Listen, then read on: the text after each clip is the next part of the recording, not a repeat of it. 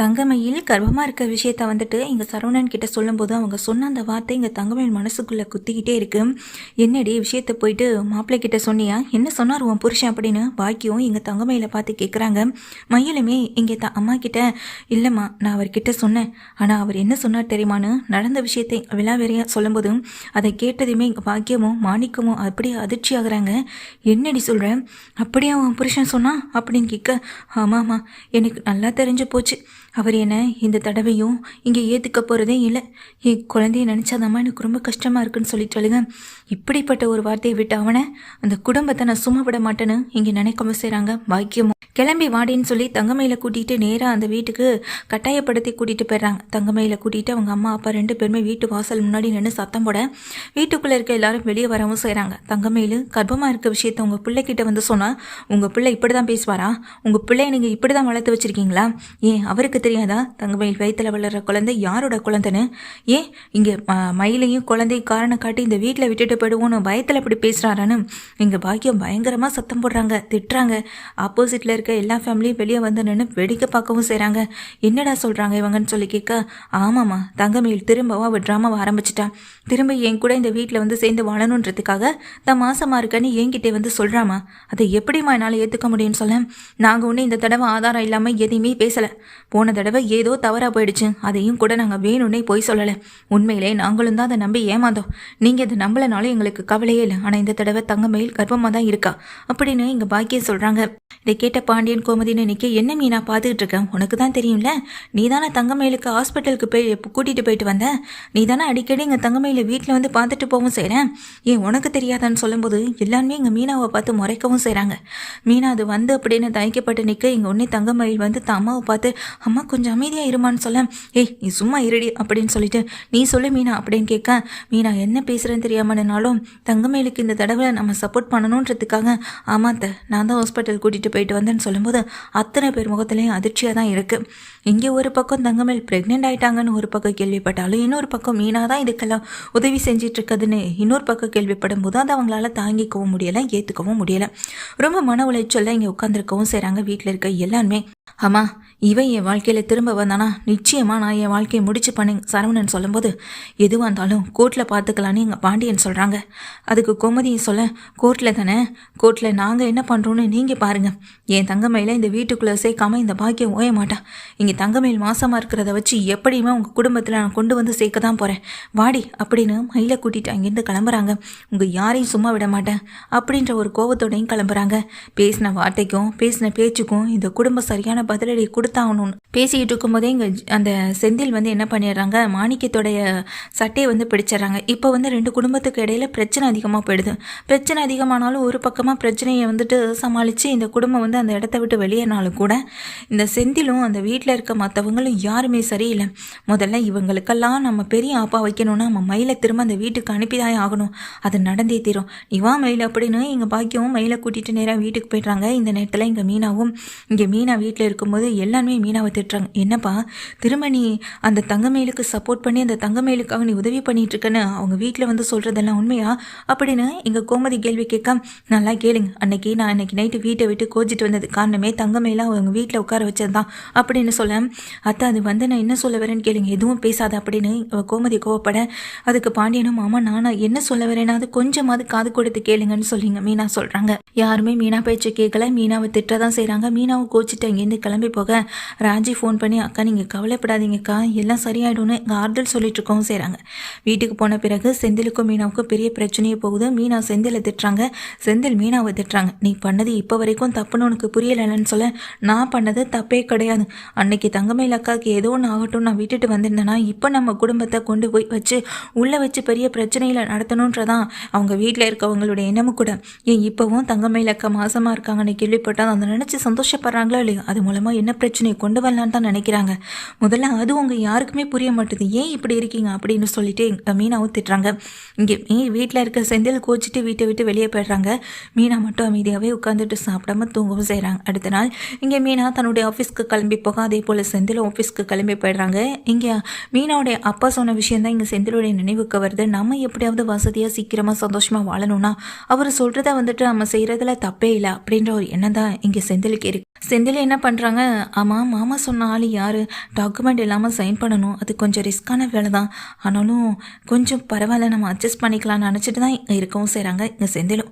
சரி, அதுக்கான ப்ராப்பர்ட்டியெல்லாம் வரட்டும், அவங்களும் வரட்டும்னு வெயிட் பண்ணிட்டு இருக்கும் போது தான் சின்ன சின்ன விஷயங்களுக்காக பணத்தை வாங்கிக்கிட்டு அது மூலமாக நம்ம சைன் பண்ணி கொடுக்கலான்ற எண்ணமும் செந்திலுக்கு வரவும் செய்யுது. செந்தில் தான் மாமனார் சொன்ன மாதிரி செய்யலான்னு நினச்சிட்டு இருக்கு அதே வேளையில் தான் இங்கே ஒரு பெரிய சம்பவமும் நடக்குது. அதாவது செந்திலை பார்க்குறதுக்காகவும் சைன் வாங்குறதுக்காகவும் ஒரு ஆள் வரவும் செய்கிறாரு. அவர் தான் வந்துட்டு இங்கே செந்திலுக்கு பணத்தை கொடுக்கவும் செய்ய செந்திலுமே அதை வாங்கிக்கிட்டு அதில் வந்துட்டு சைன் பண்ணி கொடுக்கவும் செய்கிறாங்க. கொடுத்துறது மட்டும் இல்லாமல் அவர் தன்னுடைய மொபைல் ஃபோனில் வந்துட்டு அதை வீடியோவை ரெக்கார்ட் பண்ணவும் செஞ்சுறாரு. பணத்தை வாங்கிக்கிட்டு சைன் பண்ணுறவங்களும் இருக்க தான் சார் செய்கிறாங்கன்னு சொல்லி போலீஸில் ஒரு கம்ப்ளைண்ட். அது மட்டும் இல்லாமல் லஞ்சம் வாங்கினதுக்காக இங்கே செந்திலை வந்துட்டு போலீஸ் அரெஸ்ட் பண்ணவும் செய்கிறாங்க. இதெல்லாம் இங்கே கொஞ்ச நேரத்திலேயே சடனாக அடுத்தடுத்து நடக்கவும் ஆரம்பிக்குது. எதுவுமே செந்திலுக்கு புரியலை. நாம் இது நாள் வரைக்கும் நேர்மையாக தான் இருந்தோம். முதல் தடவையாக நான் இப்போ தான் வந்துட்டு மாமா சொன்னாருன்றதுக்காக இந்த பணத்தை வாங்கினேன். ஆனால் அதுக்குள்ளே என் வேலையே அப்படின்னு சொல்லிட்டு பறி போயிடுச்சுன்னு ஒரு பக்கம் பதட்டம், பயம் எல்லாமே செந்திலுக்கு இங்கே கிளம்பவும் செய்ய இதை நம்பி தானே என் வாழ்க்கையை ஓடிட்டுருக்குன்னு ஒரு பக்கம் ரொம்ப பயப்படுறாங்க எங்கள் செந்திலும். இங்கே போலீஸ் ஸ்டேஷன் கேஸு நியூஸு இதெல்லாம் பார்த்ததும் வீட்டில் இருக்க யாராலையும் இதை நம்ப முடியலை. ஆனால் பாண்டியன் மட்டும் முழுசாக நம்புகிறாங்க.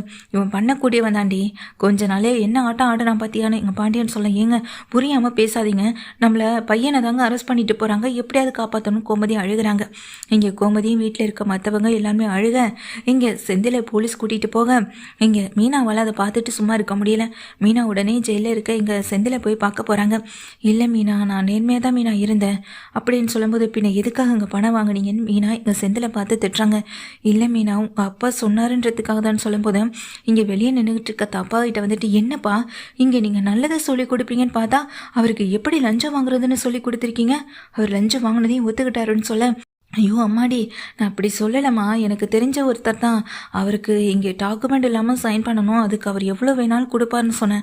ஆனால் அவர் தான் இங்கே வரவே இல்லையே, அதுக்குள்ளே எதுக்காக இங்கே மாப்பிள்ளை தம்பி அவசரப்பட்டு யாரோ ஒருத்தவங்களுக்கு சைன் பண்ணி கொடுக்கணும்னு சொல்ல, அப்பா நீங்கள் இவ்வளோ பெரிய தப்பு பண்ணிவிட்டு இப்படி மாற்றி மாற்றி பேசினா எதையுமே சரி பண்ணிட முடியாது பண்ணது சொல்லிட்டு மீனா ரொம்ப கவலைப்படுறாங்க.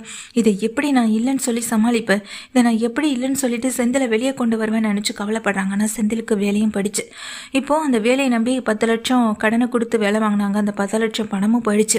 அது போக டியூவில் அப்படி இப்படின்னு சொல்லி வீட்டுக்கான பொருட்கள் எல்லாம் வாங்கியிருக்காங்க. இப்போ என்ன பண்ண போகிறோன்னு தெரியாமல் செந்தில் அதை நினச்சி கவலையில் ஸ்டேஷனில் இருக்காங்க. வீட்டுக்கு விஷயம் தெரிஞ்ச பாண்டியனும் ரொம்ப கோவப்படுறாங்க. நான் தான் சொன்னேன்லடின்னு கோமதிக்கிட்ட சொல்ல, இப்போ என்னங்க பண்ணுறது, ஏதோ இங்கே புத்தி கட்டத்தனமாக ஏதோ செஞ்சுட்டா, நம்ம பையன் ஜெயிலே இருக்கட்டும்னு விட்டுட்டு வர முடியுமா, வைக்கல பார்த்து அவனை எப்படியாவது வெளியெடுக்க வேணாமான்னு கோமதியும் சொல்கிறாங்க. கோமதியும் சொன்னது போல் இங்கே மீனாவும் மற்றவங்களும் சேர்ந்து வக்கீலை பார்க்கவும் செய்கிறாங்க. சரி, அது ஒரு பக்கம் மூவ் ஆகிட்டுருக்கேன். இந்த வீடியோவை வெளியிட்டது யார், எதுக்காக வேணும்னு இதெல்லாம் பண்ணணும், இது வரைக்கும் நேர்மையாக இருந்தவரை இப்போ பணம் வாங்க வேண்டிய அவசியம் இல்லாது எங்கள் அப்பாவால் தான் வாங்கியிருக்கானா இல்லைன்னு சொல்லலை. ஆனால் திடீர்னு ஒருத்தன் வீடியோ எடுத்து போட்டிருக்கானா, அதுக்கு பின்னாடி என்ன காரணமாக இருக்கும்னு நினச்சி தான் யோசிக்கவும் செய்கிறாங்க. அந்த நேரத்தில் தான் தங்க மீனாவுக்கு ஃபோன் பண்ணி விஷயத்த சொல்ல, இதை கேட்ட மீனாவுக்கு அதிர்ச்சியோட ஆச்சரியமும் இருக்குது. உடனே அங்கேருந்து கிளம்புறாங்க. எங்கடி கிளம்பிட்டேன்னு சொல்ல, இருங்கத்த வரேன் அப்படின்னு ஸ்டேஷனில் எங்கள் வக்கீல் பேசிக்கிட்டு இருக்கும்போதே அங்கேருந்து கிளம்பின மீனா நேராக எங்கள் தங்கமயில் வீட்டுக்கு போகிறாங்க. என்ன நினச்சிட்டு இருக்கீங்க உங்கள் மனசில் அப்படின்னு சொல்லிட்டு மீனா வந்து சத்தம் போட, என்ன நினச்சாவோ யார் அப்படின்னு எதுவுமே தெரியாது போல் பாக்கியம் கேட்க, ஆமாம் எதுக்காக தேவையில்லாமல் என் புருஷனை இந்த அளவுக்கு கொண்டு வந்து நிறுத்திருக்கீங்கன்னு சொல்ல, நாங்கள் என்ன இல்லாததா செஞ்சோம், இங்கே இருக்கிறதானே செஞ்சோம் அப்படின்னு சொல்லிட்டு இருக்காங்க. என்னக்கா நடந்துச்சுன்னு உடனே தங்கமயில பார்த்து கேட்க, எனக்குமே சரியாக விஷயம் எதுவும் தெரியல மீனா, இவங்க பேசிக்கிட்டு இருந்ததை வச்சு தான் நானே உனக்கு ஃபோன் பண்ணேன். இங்கே செந்தில் தம்பியை உள்ள தள்ளணும்னு நினச்சதே எங்கள் அம்மா தான்.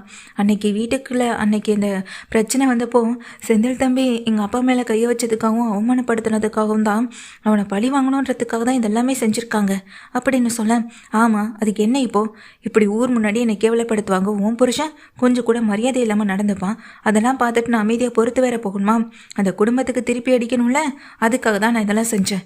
நான் அது சரி, நான் ஏதோ இங்கே அந்த ஆளை மாற்றுறதுக்கு ஒரு ஆளை ஏற்பாடு பண்ணி அனுப்பினேன் தான்.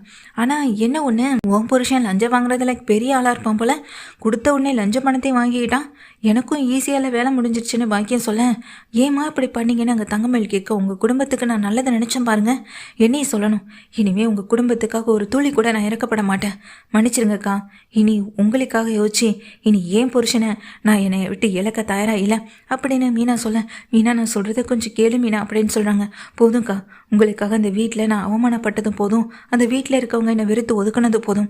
இதுக்கப்புறமா ஒருபோதும் நான் உங்ககிட்ட பேச போகிறதும் இல்லை அப்படின்னு மீனா தங்கமேலை பார்த்து கேள்வி கேட்டு திட்டவும் செய்கிறாங்க. பக்கத்தில் இருக்க பாக்கியம், அங்கே நின்றுகிட்டு இருக்க மாணிக்கம் எல்லாருமே அதிர்ந்து போக, செஞ்ச தப்புக்கான தண்டனை என் புருஷனுக்கு கிடைச்சிருக்கு. கண்டிப்பாக நான் அதை ஏற்றுக்கிறேன். ஆனால் ஒருத்தனை பழி வாங்கணும் நோக்கத்தோடு நீங்கள் செஞ்ச அந்த விஷயத்த அதை என்னால் என்றைக்கும் ஏற்றுக்க முடியாது. என் புருஷனுக்கு கிடைச்ச தண்டனை கிடைச்சிட்டு போகட்டும். ஆனால் உங்களுக்கான தண்டனையும் நிச்சயமாக கிடைக்கும். கடவுள்னு ஒருத்தர் இருக்கான்ல, நிச்சயமாக தண்டனை உங்களுக்கு கொடுப்பாரு. திரும்ப திரும்ப எங்கள் குடும்பத்தை காயப்படுத்தி கஷ்டப்படுத்திட்டே இருக்கிறதுக்கு ஒரு நாள் உங்கள் குடும்பத்தில் எல்லாருமே அழதான் போகிறீங்க அப்படின்னு மீனா அவங்க எல்லாருக்கும் சாபம் விட்டுட்டு கோவத்தோட அங்கேருந்து கிளம்பி போக, எனக்குன்னு சப்போர்ட்டாக நின்னது மீனா மட்டும்தான். இப்போ மீனாவே என்கிட்டேருந்து பிரிச்சுட்டீங்களேன்னு தங்கமயில் வந்து தான் அம்மா கிட்டேயும் அப்பா கிட்டேயும் கோவப்பட்டு உள்ளே போக, என்னங்க இவளை எப்படியாவது அந்த வீட்டில் நான் சேர்க்க தானே போகிறேன். அந்த மீனாவை இனி எதுக்கு நம்பணும்?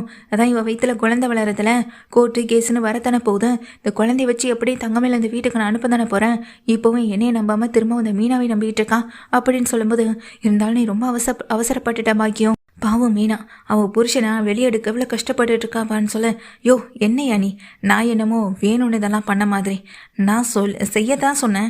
ஆனால் அதுக்காக அவனும் பணத்தை வாங்கிக்கிட்டு இந்த மாதிரி பண்ணக்கூடியவனு எனக்கு தெரியலைங்க. பக்கத்தில் இருக்கவங்க என்கிட்ட விஷயத்தை கேட்டாங்க. சரி, நீங்கள் அந்த ஆஃபீஸில் போய்ட்டு செந்தில்னு ஒருத்தர் இருப்பார், அவனை பாருங்கள். அவர் பணம் வாங்கிட்டு தான் எல்லாத்துக்கும் சைன் பண்ணுறாரு. அதனால தான் நானும் அதை சொன்னேன். ஆனால் கடைசியில் அந்த செந்திலும் பணத்தை வாங்கிட்டு செய்யக்கூடியவனு தெரியலையே. பத்தாத்துக்கு ஒரு வீடியோவையும் எடுத்துக்க சொன்னேன். அது நல்லதாக போச்சு பாருங்கங்க அப்படின்னு இங்கே பாக்கியம் சொல்ல, இதை கேட்டதும் மாணிக்கத்தும் ஒரு அதிர்ச்சியாக தான் இருக்குது. மீனாவும் இங்கே மொத்த குடும்பத்தையும் வெறுத்து தள்ளிட்டு கோபத்தோட கத்திட்டு தான் போகிறாங்க. செந்திலும் செஞ்ச தப்புக்கான தண்டனையை அனுபவிக்க தான் செய்கிறாங்க. ஓவராக ஆட்டம் போட்ட செந்திலுக்கு இந்த தண்டனை தேவைதான். அதே போல் இது எல்லாத்தையும் செய்ய சொன்ன எங்கள் பாக்கியமாக இருக்கட்டும், உங்கள் குடும்பமாக இருக்கட்டும், இவங்க எல்லாரையும் மீனாவும் வெறுத்து ஒதுக்க தான் செஞ்சுருக்காங்க.